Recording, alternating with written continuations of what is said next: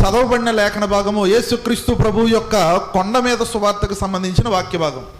యేసుక్రీస్తు ప్రభు మొట్టమొదటిగా నోరు విప్పి జన సమూహానందరికీ ఒక అద్భుతమైన మాటతో, ఒక అద్భుతమైన బోధతో వాళ్ళందరినీ దర్శించాడు. ఆ బోధ పేరు ఏమని ప్రసిద్ధిగాంచిందంటే యేసుక్రీస్తు ప్రభు యొక్క కొండ మీద సువార్త. యేసుక్రీస్తు ప్రభు చెప్పిన ఈ కొండ మీద సువార్త అనేక మందిని ప్రభావితం చేసింది. అనేక మంది మారారు, అనేక మంది పట్టబడ్డారు, అనేక మంది క్రీస్తుని అంగీకరించారు. అనేకమైన విప్లవమైన కార్యాలు చేయడానికి శక్తినిచ్చిన సువార్త ఏంటంటే యేసుక్రీస్తు ప్రభు కొండ మీద చెప్పిన సువార్త. అందులో యేసుక్రీస్తు ప్రభు వారు మాటి మాటికి ప్రారంభ వాక్యాల్లో వాడిన మాట ఏంటంటే ధన్యులు ధన్యులు ధన్యులు ధన్యులు అని కొంతమంది వ్యక్తుల కోసం ఆయన మాట్లాడుతూ వచ్చాడు. అయితే ఎవరి ధన్యులు, ఎవరు వీరు అని ఆలోచన చేస్తే ఆ ధన్యులకు సంబంధించిన వైఖరులను చెప్పుకుంటూ వచ్చాడు. ఆ ధన్యులకు ఒక్కొక్కరికి ఒక్కొక్క వైఖరి ఉంది. కొంతమందికి కనికరం అనే వైఖరి ఉంది, కొంతమందికి దీనత్వం అనే వైఖరి ఉంది, కొంతమందికి సాత్వికం అనే వైఖరి ఉంది. అయితే ఈరోజు ప్రభు మనతో మాట్లాడబోతున్న వాక్య అంశం ఏంటంటే ధన్యుని యొక్క వైఖరి. దేవునికి స్తోత్రం చెప్పండి అందరూ. ధన్యుని యొక్క వైఖరి. ఇప్పుడు నేను ఊపిరి తీసుకున్నానంటే ఖచ్చితంగా దాన్ని వదలాలి, పోనివ్వాలి. పోనివ్వకపోతే నేనేం చేస్తాను? పోతాను. నేను ఆహారం తీసుకున్నానంటే ఆహారాన్ని ఏం చేయాలి? బయటకు పోనివ్వాలి. ఒకవేళ పోనివ్వకపోతే నా శరీరం అంతా ఉగ్గిపోయి నేనేం చేస్తాను? అయితే ఒక మనిషి ఏదైనా తను తీసుకుంటున్నాడంటే ఖచ్చితంగా తిరిగి దాన్ని ఏం చేయాలి? పోనివ్వాలి. తను ఏదైతే మనం దుమ్ములతో కూడిన మాంసాన్ని తీసుకుంటాం, మాంసాన్ని తీసుకొని దుమ్ములు ఏం చేస్తాం? పువ్వు అని ఊసేస్తాం. అయితే మనిషి ఏదైనా తీసుకుంటే దాన్ని ఖచ్చితంగా బయటికి పోనివ్వాలి. కానీ ఈరోజు ప్రభు మనతో మాట్లాడుతున్న మాట ఏంటంటే చాలామంది కనికరం కానీ, సమాధానపరిచే వైఖరి కానీ, కనికరం చూపించే వైఖరి కానీ, క్షమాపణ చెప్పే వైఖరి కానీ, లేదా సాత్వికం కానీ, దీన మనసు కానీ ఇవన్నీ ఉన్నవారు ఏం చేస్తారంటే విషయాలను పోనిస్తారు. ఈ తప్పు చేశాడు కదా, సరే పోతే పోనీ, తర్వాత ఆడు తెలుసుకుంటాడులే, నన్ను ఈ మాట అన్నాడు కదా, ఆడు పాపాన్ని ఆడిపోతాడులే, పోనిస్తారు, క్షమించేస్తారు, వదిలేస్తారు. సరే నింద వేశాడా, సరే దేవుడే చూసుకుంటాడు, వాడు తెలియక అన్నాడు, పోనివ్వండి. అయ్యగారు మిమ్మల్ని ఇంత మాట అన్నారు, సరే తెలియకని ఉంటాడు, వెళ్ళమండి, పోనివ్వాలి. ఒకవేళ పోనివ్వకపోతే అది మనకు ఎలా మారిపోతుందంటే మన శరీరానికి అపాయం చేసే విషకారకంగా అది మారిపోతూ ఉంటుంది. మనం గాలిని తీసుకున్నాం, దాన్ని పోనిస్తున్నాం, మనం ఆహారం తీసుకున్నాం, దాన్ని పోనిస్తున్నాం. కానీ మనం చాలాసార్లు మన హృదయానికి కొన్ని తీసుకుంటున్నాం, కానీ వాటిని ఏం చేయనివ్వట్లేదంటే పోనివ్వట్లేదు. కానీ ఈ నూతన సంవత్సరంలో మన హృదయానికి తగిలిన అనేకమైన దెబ్బలను ఈరోజు ఏం చేద్దామంటే పోనిద్దాం అన్న వాళ్ళందరూ దేవునికి స్తోత్రం చెప్పండి. దేవునికి స్తోత్రం. ఈ పాత సంవత్సరాన్ని ఎలాగైతే పోనిస్తున్నామో మన హృదయానికి తగిలిన అనేకమైన గాయాలు, అనేకమైన నిందలు, అనేకమైన అవమానాలు, అనేకమైన చిత్కారాలు, అనేకమైన విపత్కరమైన పరిస్థితులు, అనేకమైన సమస్యలు, అనేకమైన కన్నీళ్లు, మన హృదయానికి తగిలిన ప్రతి దెబ్బను మనం పట్టుకునే ఉన్నాం. ఈ రోజు మనం ఏం చేద్దామంటే మన హృదయానికి కలిగిన ప్రతి గాయాన్ని ఈ రోజు యేసుక్రీస్తు నామములో పోనిద్దాం. దేవునికి స్తోత్రం. పోనిద్దాం. ఈరోజు చాలా దెబ్బలు, చాలా గాయాలు, గతాన్ని గురించి చాలా అవమానకరమైన పరిస్థితులు అలా గుండెల్లో పట్టుకొని హోల్డ్ చేసి చాలు, ఇంకా హోల్డ్ చేసింది చాలు. ఈరోజు వాటిని ఏం చేద్దామంటే పోనిద్దాం. అంగీకరించిన వాళ్ళు స్తోత్రం చెప్పండి. క్రీస్తు ప్రభు వారు కొండ మీద ఒక ధన్యుడు గురించి మాట్లాడుతున్నాడు. ధన్యుడు ధన్యుడు ధన్యుడు అని పదే చెప్తున్నాడు. ఈ ధన్యుడుకున్న అద్భుతమైన లక్షణం ఏంటంటే ఇతడుకు ఉన్న వైఖరులన్నీ శిఖరాగ్ర స్థాయిలో ఉన్నాయి. అతడు ఎలాంటి వైఖరి కలిగిన వాడంటే ఆత్మ విషయమై దీనుడుగా ఉన్నాడు. ఆత్మ విషయమై దీనుడుగా ఉన్నాడు. కొంతమందికి ఆత్మీయంగా కొంచెం సాగినప్పుడు వాళ్ళకి ఒక గర్వం వస్తుంది. ఆ గర్వం పేరు ఏంటంటే ఆత్మీయ గర్వం. చెప్పండి, ఆత్మీయ గర్వం అంటే నాకంటే బాగా ఎవడో ప్రార్థన చేయలేడు, నాకంటే భక్తిపరుడు లేడు, నాకంటే పాట ఎవరో పాడలేడు, నాకంటే బైబిల్ ఎవరో బాగా చదవలేరు, నాకంటే వాక్యం ఎవరో బాగా చెప్పలేరు, నాకు తెలిసిన మర్మాలు ఎవరికి తెలియవు. ఇలాంటి ఆత్మీయ గర్వంతో బాధపడుతున్న వారు అనేక మంది ఉన్నారు.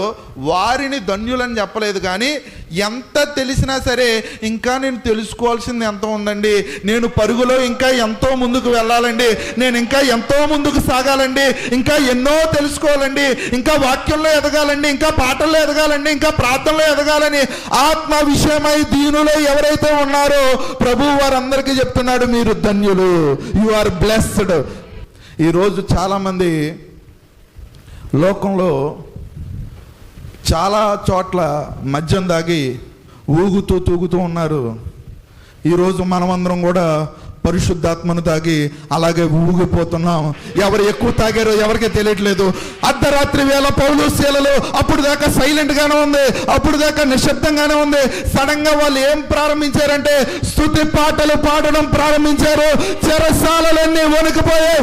ఈరోజు అర్ధరాత్రి పూట మనం చేసే స్తుతుల ద్వారా, మనం చేసే స్తోత్రాల ద్వారా, మనం చేసే మహిమ ద్వారా, మనం చేసే గోల ద్వారా చెరసాలలు బద్దలవ్వాలి. సాతాను కట్టిన చెరసాలలు బద్దలవ్వాలి. సాతాను బంధించిన ఆత్మలు విడుదల కావాలి. గట్టిగా చప్పట్లు కొట్టి దేవుని మహిమపరుస్తారా? ఎవరు ఎక్కువ తాగారో తెలియకూడదు. పరిశుద్ధాత్ముడు అల్లాడుచున్న స్థానం ఇది.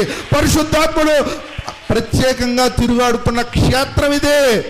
ఈరోజు ప్రతి ఒక్కరిని తాకబోతున్నాడు ఆయన స్పర్శ. ఈరోజు ప్రతి యవనస్తుని తాకబోతుంది ఆయన స్పర్శ. ఈరోజు ప్రతి ఒక్క పెద్దవాళ్ళకి కూడా ఆయన స్పర్శ తాగబోతుంది. ఈరోజు పరిశుద్ధాత్మను అనుభవించే రాత్రి, ఈ రాత్రి 2024 మనం ముగింపులోకి వచ్చాం. కానీ మనం ముగిసిపోలేదు. ఇక్కడి నుంచి ఒక క్రొత్త అధ్యయనాన్ని తెర మీదకి తీసుకొని రాబోతుంది డివైన్ ప్రేయర్ సెంటర్ సంఘం. గట్టిగా చప్పట్లు కొట్టండి మీరు నమ్మితే. దేవునికి స్తోత్రం, హల్లెలూయా.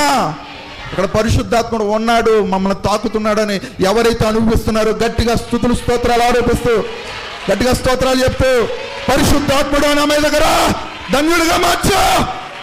స్తోత్రం, హల్లెలూయా. ఆయన కొంతమందిని ధన్యుడని పిలుస్తున్నాడు.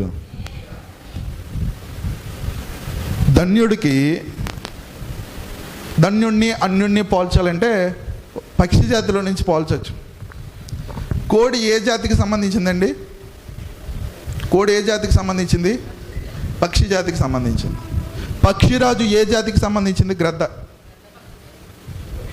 అది కూడా పక్షి జాతికి సంబంధించిందే. కానీ బైబిల్లో అనేక సార్లు పక్షిరాజు పక్షిరాజు పక్షిరాజు అని ఆయన ప్రస్తావించాడు. కానీ కోడిని పెద్దగా ఆయన ప్రస్తావించలేదు. కోడి ఏం చేస్తుందంటే కిందకు సంబంధించిన దాన్ని మేసుకుంటూ తిరుగుతుంది. ప్రతి అడ్డమైన దాన్ని తింటుంది, ప్రతి పురుగుని తింటుంది, ప్రతి గడ్డిని తింటుంది, ప్రతి దాన్ని తినుకుంటూ. మీరు కోడి బుర్రను ఎప్పుడైనా చూసారా? అది ఏం చేస్తుంది? దానికి సరిగ్గా కనిపించదు, ప్రతిదాన్ని తినుకుంటూ వెళ్తుంది. తినడం వల్ల అది ఏం చేయలేదంటే ఎగరలేదు. పక్షి జాతికి సంబంధించిందే. మా షైనీ అంత హైట్ కంటే ఎగరలేదు. దేవునికి స్తోత్రం. అంతే ఎగురుతుంది అది.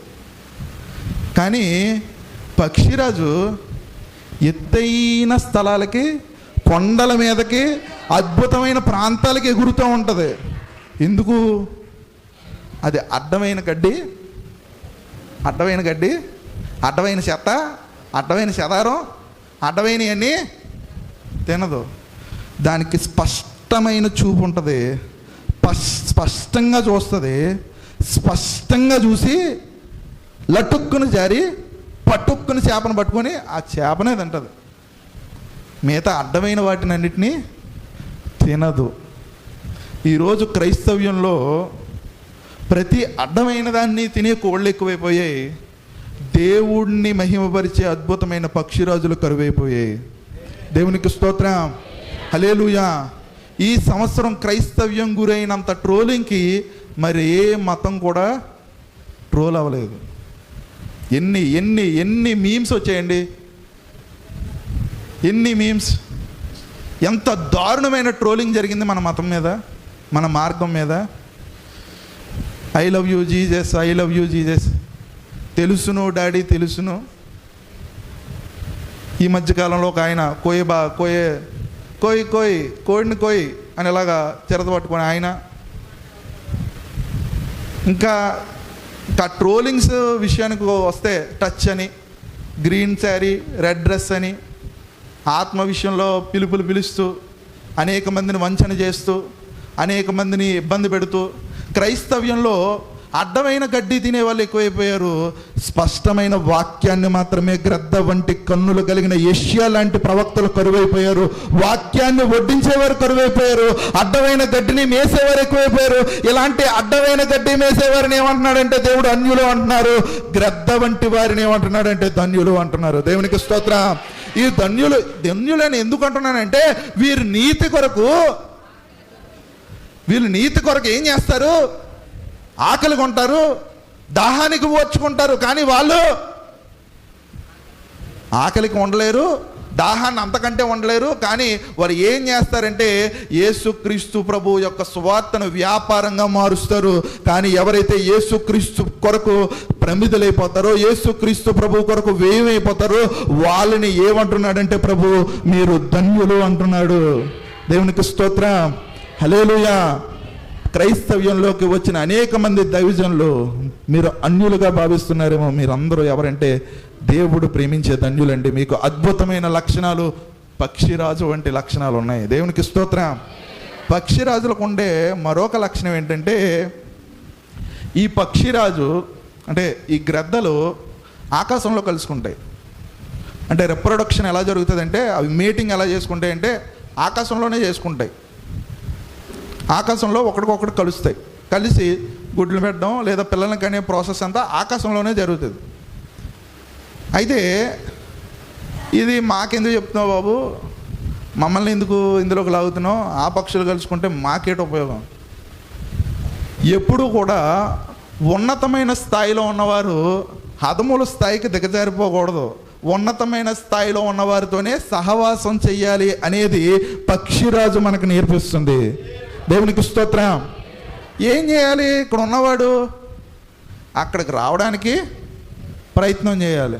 కానీ ఇక్కడ ఉన్న వాళ్ళు ఏం చేస్తున్నారంటే అక్కడికి దిగిపోతున్నారు. ప్రభువు చెప్తున్న మాట ఏంటంటే పక్షిరాజు యవనం వలె నీ యవనం క్రొత్తదగునట్లు, మేలుతో నీ హృదయం తృప్తిపడినట్లు ఉండాలి అంటే పక్షిరాజుకు ఉండవలసిన అద్భుతమైన వైఖరులన్నీ నీకు ఉండాలి. దేవునికి స్తోత్రం. ఎత్తైన స్థలాల్లోకి వెళ్ళాలి, కొండల మీదకి వెక్కాలి, అనేకమైన ఆటుపోట్లను తట్టుకునే విధంగా ఉండాలి. మేఘాలను కూడా నీ కాలితో తాకే విధంగా నీ అద్భుతమైన ఆత్మీయ స్థాయి శిఖరాగ్ర స్థాయికి వెళ్ళిపోవాలి. అంటే శిఖరాగ్ర స్థాయిలో నీవు ఉంటే సంవత్సరాలు గతించిపోతున్నా యవ్వనం క్రొత్తగానే ఉంటుంది తప్ప శక్తి మాత్రం తగ్గదు. దేవునికి స్తోత్రం. సంవత్సరాలు గడిచే కొద్దీ శక్తి అంతా ఏమైపోతూ ఉంటుంది. సంవత్సరం వచ్చే కొద్దీ పరిగెట్టే వాళ్ళు నడకలోకి వచ్చేస్తారు, నడిచేవారు పాకడంలోకి వచ్చేస్తారు, పాకేవాళ్ళు కూర్చోవడంలోకి వచ్చేస్తారు. కానీ నా ప్రభు చెప్తున్న వాక్యం ఏంటంటే నువ్వు ప్రభు సన్నిధిలో ఇలాంటి ధన్యకరమైన లక్షణాలు కలిగిన వాడివైతే నువ్వు పాకేవాడు అయితే కూర్చుంటావు, కూర్చోవాడు అయితే నడుస్తావు, నడిచేవాడు అయితే పరిగెడతావు. నీ యవ్వనం క్రొత్త తగ్గుతూ వెళ్ళిపోతుంది తప్ప పాతదైపోతూ వెళ్ళిపోతున్నావు. ముసలోడైపోతూ ఇంకా చిగురు పెట్టి పచ్చగా ఉండే భాగ్యాన్ని, ముసల కాలమందు చిగురు పెట్టి పచ్చగా ఉండే భాగ్యాన్ని నీకు ఇవ్వాలి అంటే నీకు ఒక అద్భుతమైన లక్షణాలు కావాలి. కనికరం అనే లక్షణం, సమాధాన పరిచే లక్షణం, ఆత్మ విషయంలో దీనత్వం, హృదయ శుద్ధి, ఇలాంటి అద్భుతమైన లక్షణాలు వైఖరులు నువ్వు కలిగి ఉంటే దేవుడు నిన్ను ఎలా మారుస్తాడంటే ఒక అద్భుతమైన పక్షిరాజు వలె మారుస్తాడు. అలాంటి అద్భుతమైన పక్షిరాజు వలె మారాలి అని ఆశపడేవారు అందరూ ఆగకుండా గట్టిగా స్తుతులు స్తోత్రాలు ఆరోపిస్తారా? గట్టిగా చప్పట్లు కొట్టి ఆయన మహిమపరుస్తారా? దేవునికి స్తోత్రం. హల్లెలూయా. అనేక అనవసరమైన విషయాల మీద ఫోకస్ పెట్టి క్రైస్తవ్యాన్ని, క్రైస్తవ మార్గాన్ని, క్రైస్తవ్యానికి సంబంధించిన ఉన్నతమైన లక్షణాలన్నింటినీ దిగజార్చేస్తున్న ఈ తరుణంలో మనం ఎలా మారదాం అంటే యేసుక్రీస్తు ప్రభువు చెప్పిన ధన్యులుగా మారదాం. దేవునికి స్తోత్రం. దుఃఖపడేవారు, ఏడ్చేవారు, మీ పరుపులు కొట్టుకుపోయేంతలా ఏడ్చిన వారు ఈ సంవత్సరం చాలామంది చాలా కన్నీళ్లు కార్చారు, చాలా ఏడ్చారు. మీ పరుపులు తడిచిపోయేంతగా, మీ తలగళ్ళు తడిచిపోయేంతగా, మందిరంలో మీరు ముందు కూర్చున్న స్థలం తడిచిపోయేంతగా ఏడ్చారు ఇక్కడ కూర్చున్న చాలామంది. మీ అందరికీ చెప్తున్నాను, మీ దుఃఖ దినములు సమాప్తమైపోయాయనే అబద్ధాన్ని చెప్పను, కానీ మీరు ఎంత ఏడ్చినా సరే ఓదార్చే దేవుడు ఉన్నాడనే మాట మాత్రం నేను ఖచ్చితంగా చెప్తాను. దుఃఖపడేవారు మీరందరూ ధన్యులు. మీకేం కలుగుతుందంటే ఓదార్పు అనే ఒక అద్భుతమైన ఓదార్పు ప్రభు నీకు దయచేస్తాడు. నీ దుఃఖ దినములు సమాప్తమైతే అవ్వవు, నీ కన్నీరైతే ఆగదు. కానీ నీకేం దొరుకుతుందంటే దేవుని సన్నిధిలో ఒక స్పష్టమైన ఓదార్పు అయితే ప్రభు నీకు దయచేస్తాడు. అలాంటి ఓదార్పు ఈ సంవత్సరంలో నువ్వు పొందుకుంటే ఆగకుండా దేవునికి స్తోత్రాలు చెప్పు. మనుషులు నిన్ను ఓదార్చలేదు, వ్యక్తులు నిన్ను ఓదార్చలేదు, సంఘం నిన్ను ఓదార్చలేదు, కులం నిన్ను ఓదార్చలేదు, జనం నిన్ను ఓదార్చలేదు. దేవుడు నిన్ను ఓదార్చాడు, దేవుడు నిన్ను ఓదార్చాడు. ఒకవేళ దేవుడే నిన్ను ఓదారిస్తే గట్టిగా ఆగకుండా స్తుతులు ఆరోపించు. దేవునికి స్తోత్రం.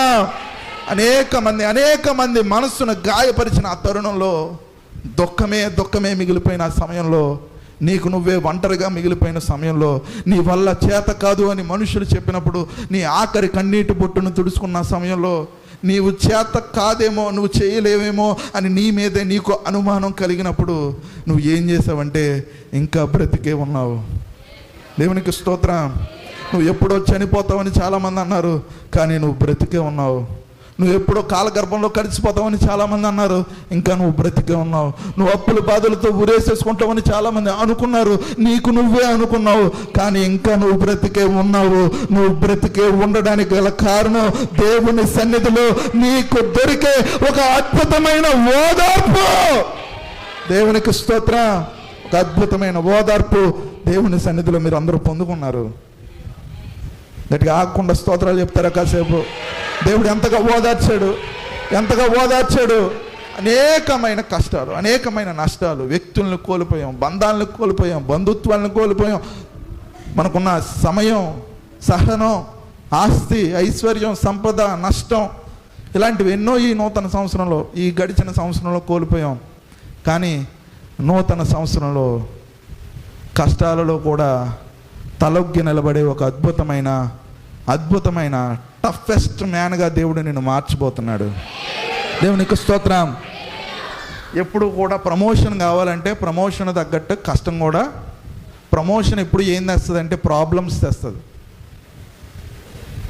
ఓ స్కూల్లో పనిచేయి, ఏం కాదు, సొంతంగా స్కూల్ ఎట్టు, సరదా తీరిపోదు. ఒక రెస్టారెంట్లో సర్వర్గా పనిచేయి, ఏం ఇబ్బంది పడదు. కానీ నువ్వే రెస్టారెంట్ పెట్టు, మామూలుగా ఉండదు. ఒక వ్యక్తి దగ్గర బిజినెస్లో పార్ట్నర్షిప్ చేయి, ఏం ఇబ్బంది ఉండదు. నువ్వే బిజినెస్ చేయి, చాలా కష్టంగా ఉండదు. ప్రమోషన్ ఎప్పుడు ఏం చేస్తుందంటే ప్రాబ్లమ్స్ని తీసుకొస్తుంది. అంటే the more you promote, the more you get the problems. నువ్వు ఎంత ప్రమోట్ అవుతూ ఉంటావో అంతగా ప్రాబ్లమ్స్ వస్తూ ఉంటాయి. అంటే ఒక వ్యక్తికి సమస్యలు వస్తున్నాయి అంటే దేవుడు దానికి ఏం చేస్తున్నాడంటే నీ ముందున్న పరుగుకి నిన్ను ఏం చేస్తున్నాడంటే ప్రభు సిద్ధపరిచాడు. ఈ 2024 సంవత్సరంలో సమస్యలు పొందిన వారందరినీ కూడా దేవుడు సిద్ధపరిచాడు. దేనికి? 2025లో నిన్ను అద్భుతమైన ఉన్నతమైన స్థానంలో నిలబెట్టడానికి అని నమ్మేవారందరూ గట్టిగా స్తోత్రాలు చెప్పండి. ఈ సంవత్సరంలో పొందుకున్న సమస్యలన్నీ కూడా 2025లో మనం పొందుకునే ఆశీర్వాదం కొరకే. The more problems, the more promotion. దేవునికి స్తోత్రం. హల్లెలూయా.